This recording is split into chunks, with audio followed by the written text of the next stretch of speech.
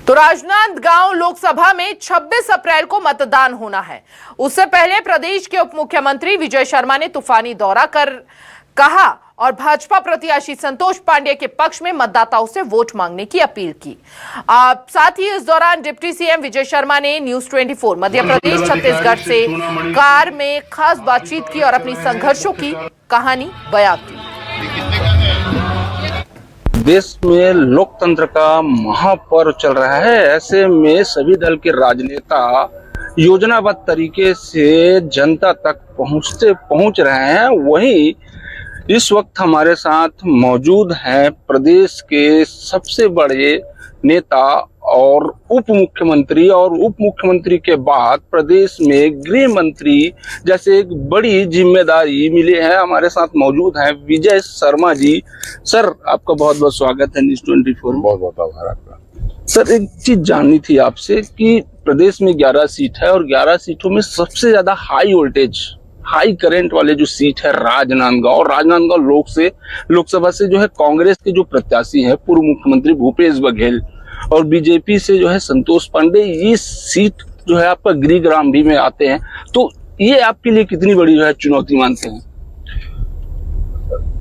भूपेश बघेल जी से तो जनता पूछना चाहती है राजनांदगांव की कि आपने हमारे यहाँ से अनेक संस्थान जो बाहर ले गए हमारे यहाँ से, वो क्यों ले गए? राजनांदगांव की जनता पूछना चाहती है। खैरागढ़ की जनता पूछना चाहती है उनसे कि आपने हमसे बार्गेनिंग की थी, उस समय चौक पे घड़ी लटका दिया था कि विधानसभा चुनाव जीतेंगे तो जिला बनेगा और नहीं जीतेंगे तो नहीं बनेगा। तो जनता से ऐसे सौदा किया जाता है क्या? बार्गेनिंग की जाती। कवर्धा की जनता पूछना चाहती है कि क्यों आपने 18 लाख गरीबों के आवास को रोक कर रखा, क्यों अकबर को कवर्धा में सबके सिर पर राजा बनाकर बिठा कर रखा। ये बहुत सारी बातें भूपेश बघेल जी से तो सब यही पूछना चाहते हैं कि आपने प्रधानमंत्री आवास क्यों रोका था। सब ये पूछना चाहते हैं कि आपने कोयले के घोटाले में, शराब के घोटाले में, महादेव के घोटाले में, महादेव ऐप के घोटाले में कितना हाथ आजमाया है। सब पूछना चाहते हैं उनसे। और दूसरी तरफ माननीय नरेंद्र मोदी जी की सरकार में हुए अद्भुत काम, जनता नरेंद्र मोदी जी को फिर से प्रधानमंत्री बनाना चाहती है और आने वाले 26 तारीख को कमल के निशान पर लोगों का साथ समर्थन होगा। संतोष पांडे जी यहाँ से सांसद बनेंगे और नरेंद्र मोदी जी देश के प्रधानमंत्री बनेंगे। आपके एक छोटा सा जो है निजी मामले में मैं जानना चाहता हूँ, क्योंकि आपने जो डिप्टी सीएम बने हैं और प्रदेश में जो है गृह मंत्रालय आपके पास है, काफी संघर्ष करने के बाद ये पद जो है आपको मिला हुआ है। अब सवाल इस बात की है कि संघर्ष के दौरान जब उस दिन को मैंने याद किया और जो सोशल मीडिया में आपने कुछ डाले हैं, जिस दिन आपके बच्चे का जो बर्थडे था और उस दिन आपके खिलाफ मामला दर्ज हुआ और जेल चले गए और उसी जेल का आपने निरीक्षण किया, अब कैसे लगता है और वो पल जो है कैसा महसूस कर रहे हैं? इस पूरे विषय में मैं 2-3 बातें कहना चाहता हूँ। एक तो वो दिन जिस दिन मैंने बच्चे को उसके जन्मदिन के समय कहा कि बेटा मैं 10 मिनट वापस आता हूँ, फिर पूजा पाठ करेंगे। तो जैसे ही बाहर निकले तो फिर विषय बदल गया और काफी दिनों तक जेल में रहना पड़ा। उसके बाद वापस आए। बड़ा ही अजीब समय था। जेल में ही दिवाली थी और सब कुछ, सारे त्योहार वहीं थे। उसके बाद मैं उसी जेल के निरीक्षण के लिए जब गया था तो मुझे भाजपा के कार्यकर्ताओं की ताकत पर विश्वास हुआ था, मुझे देश के लोकतंत्र पर विश्वास हुआ था। ऐसे ही प्रधानमंत्री आवास के विषय को लेकर के हम लोग आंदोलन कर रहे थे। मोर आवास मोर अधिकार रोक के रखे भूपेश सरकार। मोर आवास मोर अधिकार आंदोलन जिसकी शुरुआत छत्तीसगढ़ कवर्धा से ही हुई थी और मैंने ही छत्तीसगढ़ में उसको पार्टी के निर्देश पर देखा था। उस आंदोलन में जब हम लोग विधानसभा का घेराव कर रहे थे तो दोनों टांगे पकड़कर खींची गई थी और उसमें शर्ट और पीठ सब कुछ फटा था। उसके बाद जब नई सरकार बनती है तो कैबिनेट की पहले बैठक में पहले लाइन के प्रस्ताव में 18 लाख आवास की स्वीकृति के लिए हस्ताक्षर मैं खुद करता हूं। इससे बड़ा सुख नहीं है दुनिया में। आपने जिस बात के लिए जद्दोजहद आपके मन में रही हो और फिर आपको ही वो पूरा करने का अवसर मिलता है। जब 18 लाख गरीबों के लिए आप सोच कर आवास पर हस्ताक्षर करते हैं तो कितना सुखद समय होता है। बाद में उसके बजट प्रावधान सब कुछ किए गए। ये बहुत ही अद्भुत अविस्मरणीय क्षण है और अकल्पनीय है, मैं अवर्णनीय है, इसका वर्णन करना भी मुश्किल है।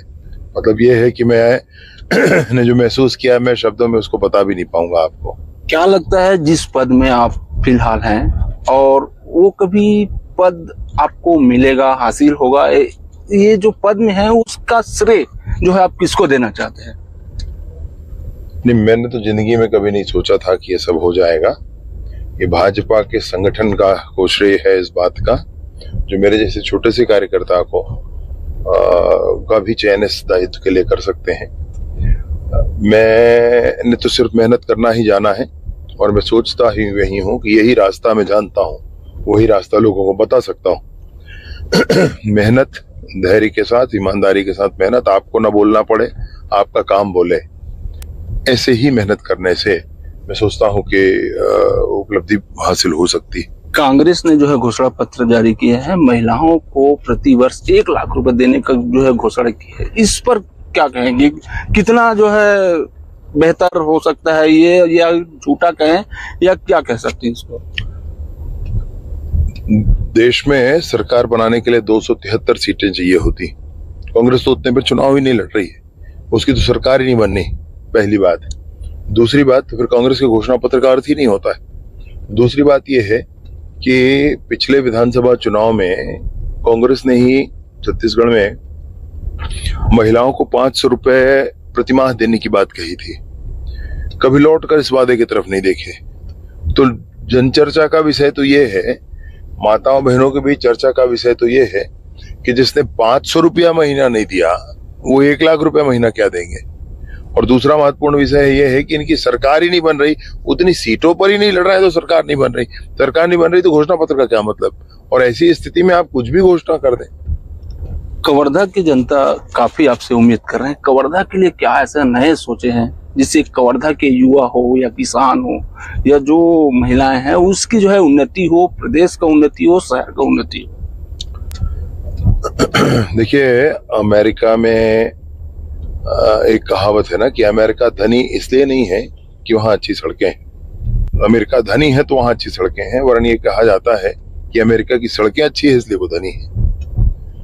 ऐसा ही है, यहाँ पर सिंचाई के पर्याप्त अवसर हैं। एक तरफ पहाड़ है, दूसरी तरफ मैदान है, तो सिंचाई के बहुत सारे प्रोजेक्ट यहाँ पर होने चाहिए।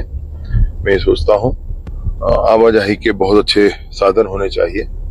हमारे बहुत सारे नौजवान सेना में और यहाँ पर भर्ती हो सकें, इसके लिए नौजवानों के लिए बहुत अच्छे खेल के मैदान होने चाहिए, बहुत अच्छी लाइब्रेरी होनी चाहिए, कोचिंग सेंटर्स होने चाहिए, प्लेसमेंट एजेंसीज होनी चाहिए। ये आजकल के मॉडर्न एज के वो सारी चीजें हैं जिसकी आवश्यकता है। साथ ही साथ किसानों के साथ तो जीवन बीत ही रहा है, बीता ही है, तो उनके लिए हर पल हर पग काम करना यह भी उसमें शामिल है, इसमें कोई संशय नहीं है। मेरा लास्ट सवाल है सर, छत्तीसगढ़ में 11 सीट है, 11 सीटों में भारतीय जनता पार्टी कितना सीट? खेद है कि छत्तीसगढ़ में 11 सीटें, ज्यादा होती तो ज्यादा जीतते। अभी 11 की 11 सीटें छत्तीसगढ़ में भारतीय जनता पार्टी जीतेगी, उसमें कोई संशय नहीं है। तो ये थे विजय शर्मा जी, डिप्टी सीएम छत्तीसगढ़। उनका साफ तौर से कहना है कि छत्तीसगढ़ में भारतीय जनता पार्टी 11 सीटों में 11 सीट पर जीत दर्ज करेगी। कवर्धा से प्रदीप गुप्ता, न्यूज़ 24 मध्य प्रदेश छत्तीसगढ़।